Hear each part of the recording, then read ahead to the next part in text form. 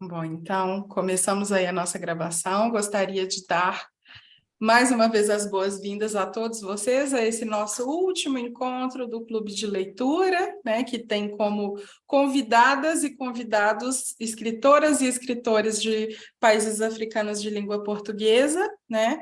É com uma alegria muito grande que nós recebemos hoje a escritora Gorete Pina, né, com o conto Pagar Dever, que está no livro Baiado, Feijão n'Água, Pagar Dever, do Jabotê e outros contos de se ler.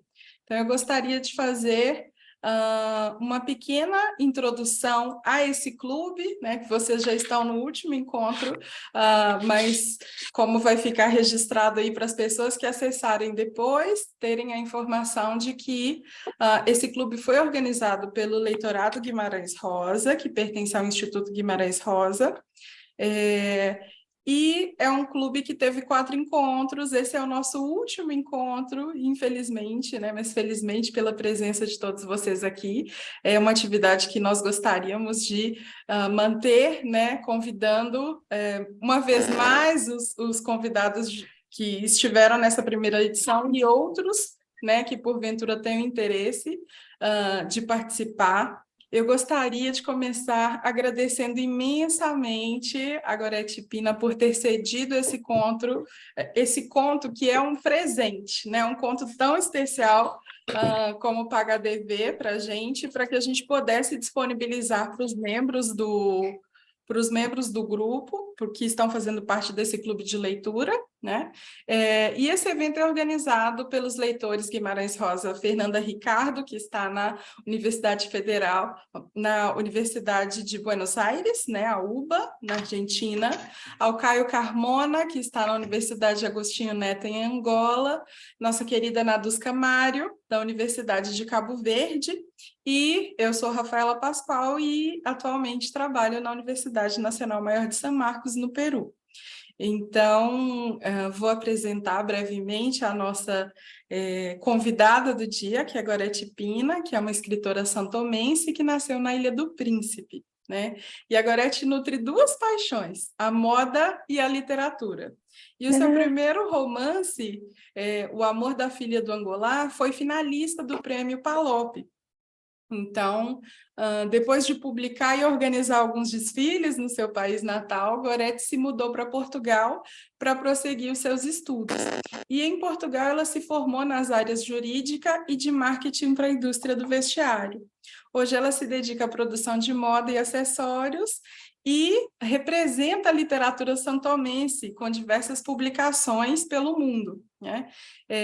E também com seus prêmios e seu reconhecimento pelas contribuições para a literatura em língua portuguesa. Como eu já adiantei, o conto que nós vamos discutir hoje faz parte dessa obra que é Baiado, que é um livro, né, que tem aí alguns contos que são uma linda homenagem às crenças e às culturas e às tradições de São Tomé e Príncipe, né? Então, dou as boas-vindas, muito obrigada, Gorete, pela sua presença hoje. Obrigada, eu.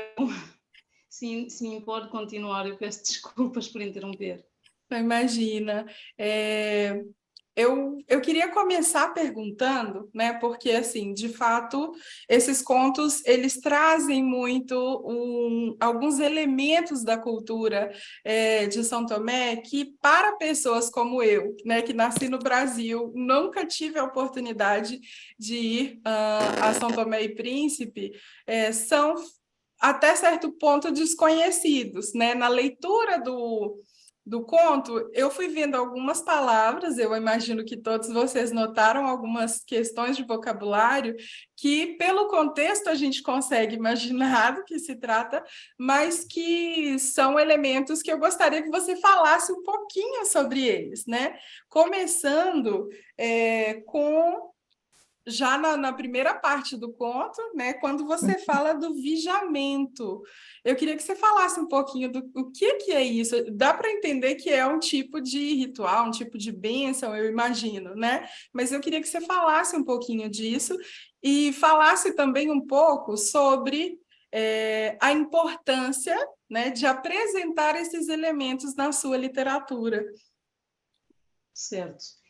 Antes de mais, eu gostava de agradecer por esta oportunidade. Eu sinto-me muito honrada por estar aqui convosco, por perceber que encontram algum interesse naquilo que eu escrevo e que despendem de algum do vosso tempo, que sei ser precioso. A leitura é um exercício de solidão também, tal como a escrita, e de recolhimento. Então, o tempo que conseguem despender para ler este meu conto deixa-me com um sentimento muito grande de gratidão, muito sentida mesmo. É importante para mim dizer isto, porque nós, quando produzimos um texto, nós estamos a partilhar ou a querer, não é? A querer partilhar é uma intenção de levarmos a quem poderá ler a nossa observação, a nossa experiência, a nossa investigação em torno daquilo que expomos no texto que escrevemos. Mas nós nunca sabemos se o texto será acolhido ou não. Então, tudo que seja retorno que eu possa ter daquilo que eu consigo publicar, deixa-me muito feliz. E este, para mim, é um momento feliz, estar aqui convosco para falar daquilo que eu produzi em texto. Posto isto, vou responder à pergunta que me colocou em relação ao vigiamento. O vigiamento faz parte da tradição da Ilha do Príncipe, que é a ilha menor de São Tomé e Príncipe, do país São Tomé e Príncipe. Nós não sei se provavelmente já será de vosso conhecimento, mas apesar de São Tomé e Príncipe ser um país muito pequeno, há tradições que se praticam em São Tomé, mas que no Príncipe não se praticam e vice-versa. O vigiamento é do Príncipe especificamente, que é onde eu nasci. E é uma cerimónia que, acima de tudo, é uma forma de acolher a criança que nasce. Portanto, é um ritual que se faz à volta do nascimento, desde o próprio nascimento em si já está inserido nesse ritual. O vigiamento, que se prolonga por uma semana. Há um acompanhamento que é feito por uma pessoa experiente nesta matéria de receber, desde fazer o parto, portanto, ajudar no parto, faz o serviço do parto, acolhe aquela criança com orações, com bênçãos, com banhos. Portanto, há uma série de trabalhos, digamos assim, feitos em benefício dessa criança que chega, e ao fim do 7º dia do nascimento, a cerimónia culmina com a apresentação dessa criança à comunidade.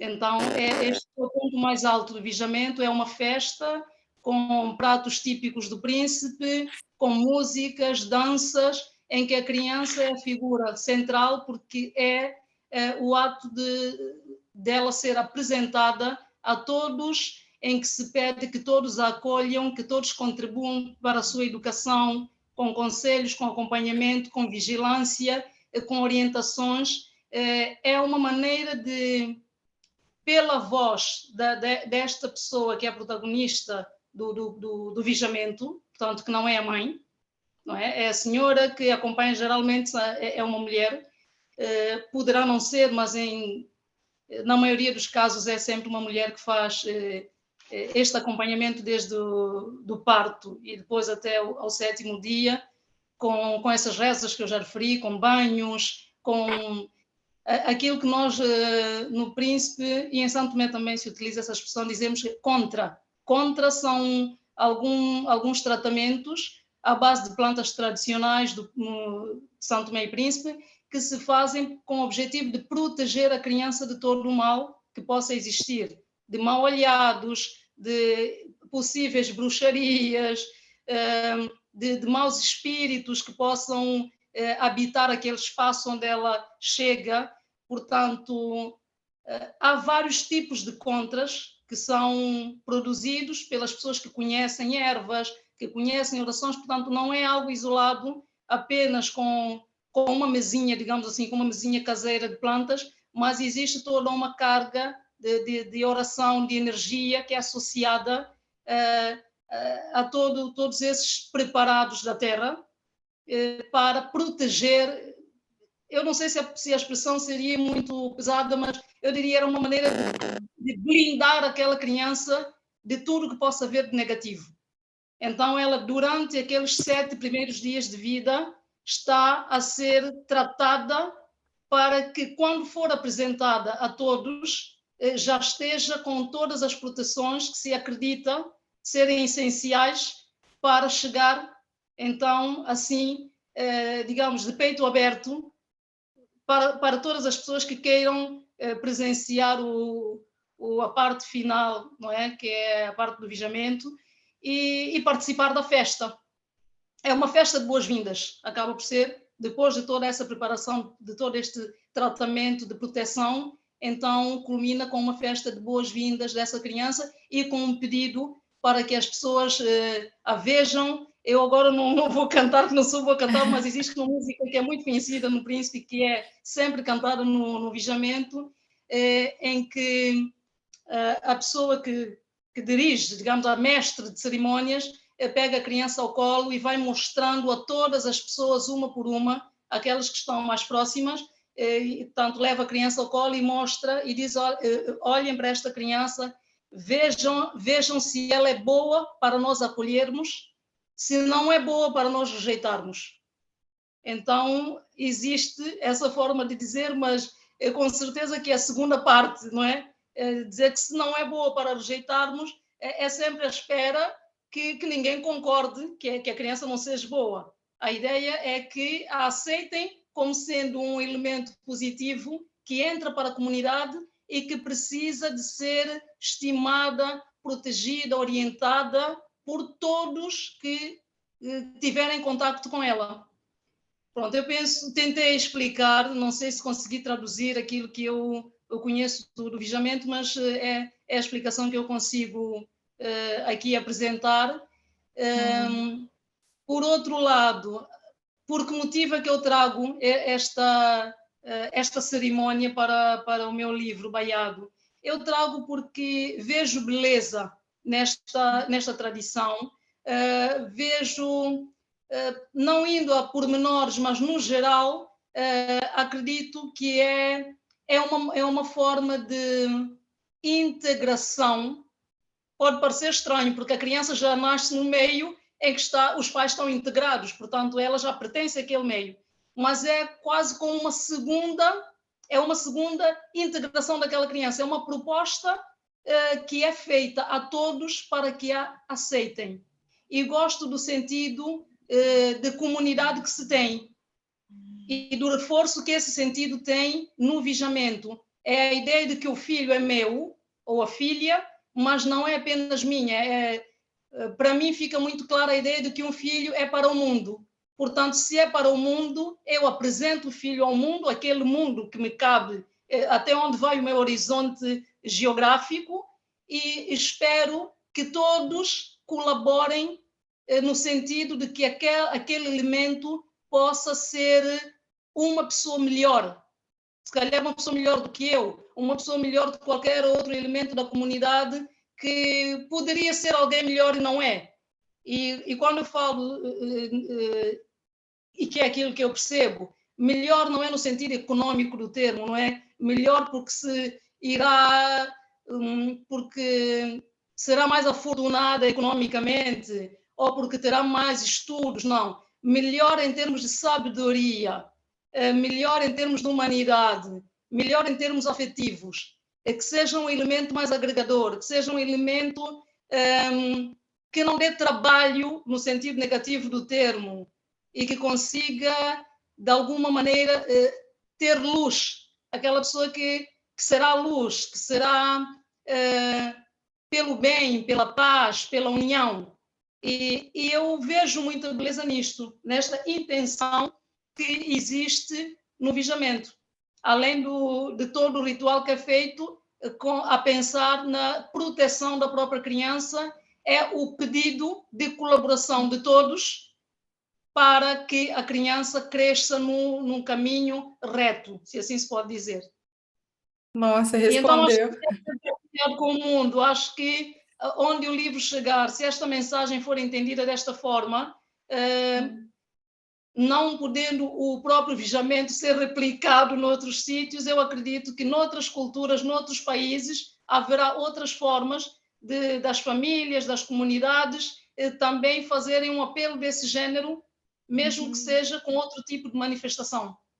Eu imagino que todas as pessoas que estão aqui conseguiram identificar pelo menos um pouquinho das suas próprias experiências no que você falou, que é o vigiamento, né? Como você disse, mesmo que em lugares distantes em que não se aplica essa tradição, que não é comum, nós temos as nossas próprias formas também, né? De cuidar, né?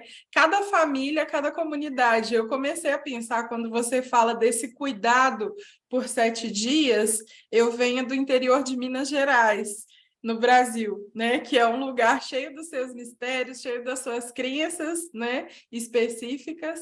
Então, me remeteu muito também a essa crença desse primeiro cuidado nos primeiros 7 dias de vida dos bebês, né? E então é uma coisa que toca muito a gente, mesmo não fazendo parte. Eu não sabia de todos esses pormenores. Tentei pesquisar um pouco, não consegui encontrar informação sobre isso, por isso essa vontade de te perguntar. Mas, assim, me senti super identificada pela minha própria experiência. Eu tenho certeza que todos aqui conhecem também os próprios métodos, os próprios ritos e as próprias crenças de apresentação dos recém-nascidos também para as comunidades, né? E isso que você fala desse ritual, né? Dessa celebração do vigiamento, tenho certeza que para todos nós demonstra o cuidado, primeiramente, né? Com esse humano que vem ao mundo. Então, assim, é um reconhecimento de que essa pessoinha que acabou de nascer vai fazer parte dessa comunidade, né? Então, você já atribui também uma questão identitária, que a criança ela não é mais um, ela é alguém que chega para somar, e isso é muito bonito. Eu estou muito, muito feliz assim, com a sua explicação e com essa possibilidade de ler o texto, né? Como você fala que nós, né, estamos lendo algo que vocês, quando escrevem, querem que seja lido, né? Você pode ter certeza que nós recebemos esse texto como um presente por toda a beleza, né? Bom, já que nós estamos falando de ritos e de crenças e de toda essa riqueza cultural da Ilha do Príncipe, principalmente, eu queria que você falasse um pouquinho sobre o pagar dever, que é justamente isso, né? De pagar essa crença de pagar o que a pessoa tem de dívida, de alguma forma que ela deve, como que é isso, né? Para as pessoas do príncipe, que é exatamente o que dá título a esse conto que nós lemos e que nós conseguimos entender um pouquinho sobre a leitura do texto, né? A partir do que foi colocado, né? No conto, mas que eu tenho certeza que nós gostaríamos de ouvir um pouquinho de você sobre essa questão do pagar dever. Obrigada. O pagar dever já não é algo que seja exclusivo do príncipe. É uma tradição de São Tomé e Príncipe, e que eu acredito que se pratica muito mais em São Tomé do que no Príncipe, por acaso. O pagar dever é a ideia de que nós que cá andamos podemos ter tido outra vida antes desta. E que na outra vida, portanto, na vida anterior, deixamos questões pendentes, geralmente questões mal resolvidas.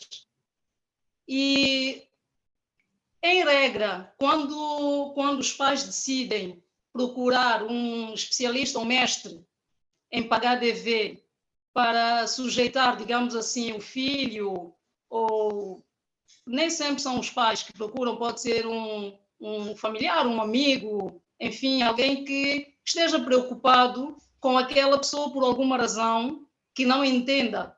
Vamos supor alguém que tenha muita aptidão para desenvolver determinada atividade e que é reconhecido por isso, mas que não consegue ter sucesso naquela atividade. Se esforça e não consegue ter sucesso. Ou que se calhar até nem se esforça, poderia fazer aquilo facilmente e orientar a sua vida naquele sentido, mas que desperdiça aquele dom, aquele talento, porque não se orienta, não se concentra, não tem foco. É um exemplo. Outro exemplo pode ser uma questão de saúde que os médicos não encontram uma explicação e consequentemente, não conseguem traçar um plano de tratamento para aquela situação. Portanto, são coisas que quem está à volta daquela pessoa chega a um ponto de considerar que aquilo não é normal. Portanto, aquela pessoa não se orienta, não progride, etc. E que já não é uma situação normal. Decidem ir, então, a alguém que faz a cerimónia de pagar dever, fazer aquilo que nós chamamos de jogo. Portanto, fazer um jogo, que é fazer uma demanda àquela pessoa, no sentido de ela tentar perceber se a pessoa que nós levamos terá alguma dívida pendente que traz da vida anterior que possa ser quitada através de rituais que aquela pessoa promove. Há situações em que quem se assume como curandeiro e que faz a cerimônia de pagar dever pode até dizer, não, esta pessoa não está devida, que é o termo que se diz. Devida quer dizer, ela não está em dívida, ela não tem questões pendentes. Portanto, ela não está devida, a situação não passa por aqui, vocês procurem ajudá-la de outra maneira. Não tem nada a ver com questões pendentes, tem tudo resolvido e está muito bem. Ou pode não ser assim e dizer sim, de facto, esta pessoa está devida. É preciso fazer uma série de rituais para se poder pagar a dívida que ela traz, de maneira que ela corte com aquelas pendências da vida passada e possa começar uma vida nova. Então, ter os caminhos abertos. Portanto, que ela possa desligar-se daquilo que ficou para trás.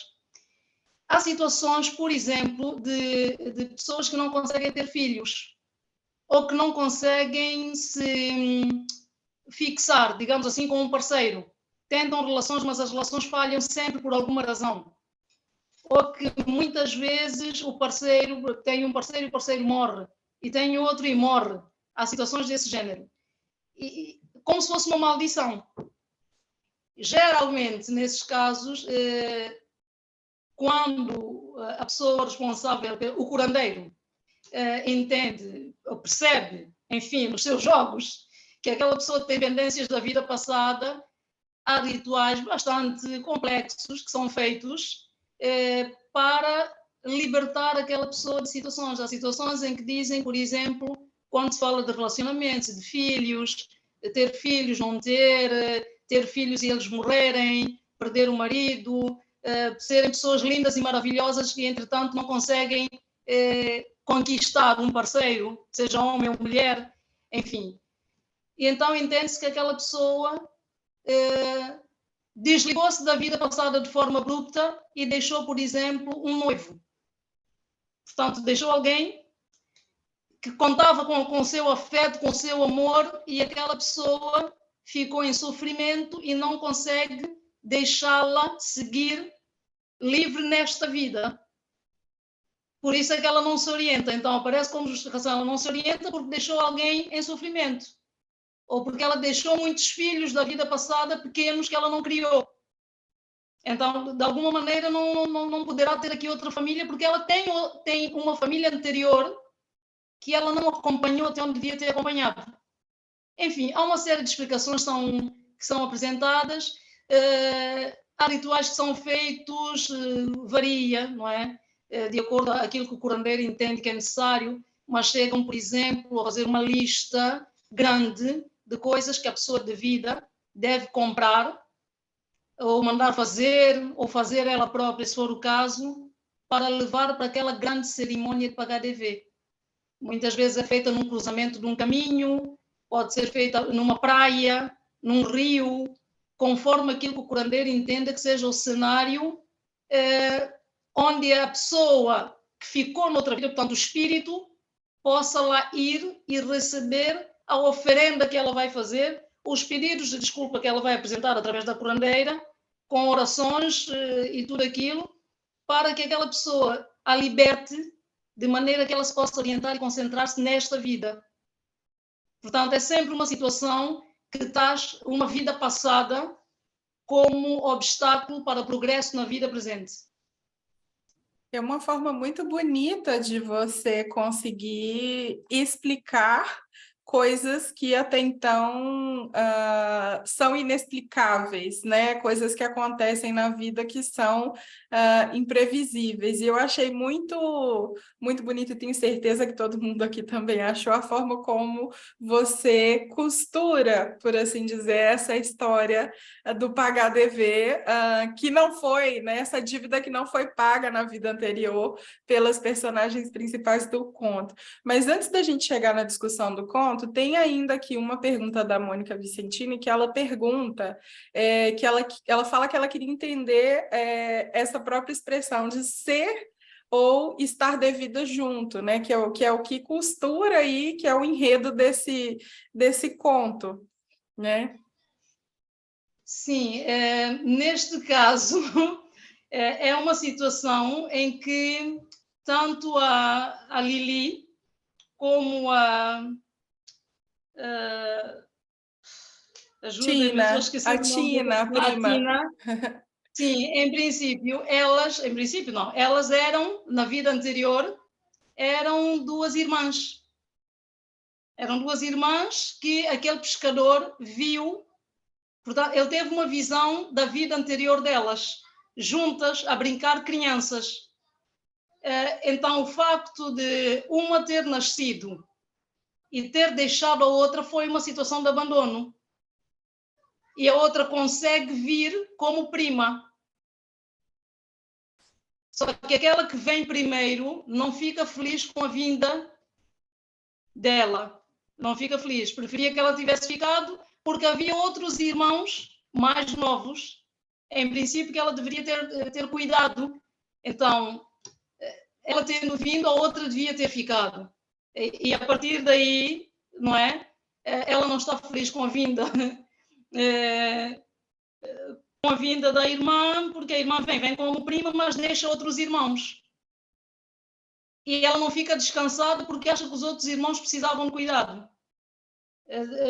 Então é esta situação, não é? Neste conto, elas estão devidas juntas porque elas já estavam juntas numa vida anterior e vêm as duas para uma vida nova quando a primeira não aceita a vinda da segunda. Mas a segunda teima em vir, tanto é que aparece uma terceira vez. Como filha. Como filha, e ela retoma, né? Você voltou! Foi uma forma muito interessante, assim, de terminar, né? Eu acho que Porque ela rompeu com a sempre a reconhece. expectativa. Sim, Ela sempre a reconhece. De que, sim. seja de que forma ela apareça, acaba por ser sempre reconhecida pela irmã mais velha. Sim, eu vou parar a gravação agora. Agora, eu gostaria de te agradecer muito, tá, por essas explicações que eu acho que elas contribuem muito para a compreensão do conto, né? Então, eu vou parar a gravação para que as pessoas fiquem mais à vontade para poder abrir o microfone, fazer perguntas para você e que a gente possa discutir um pouquinho mais.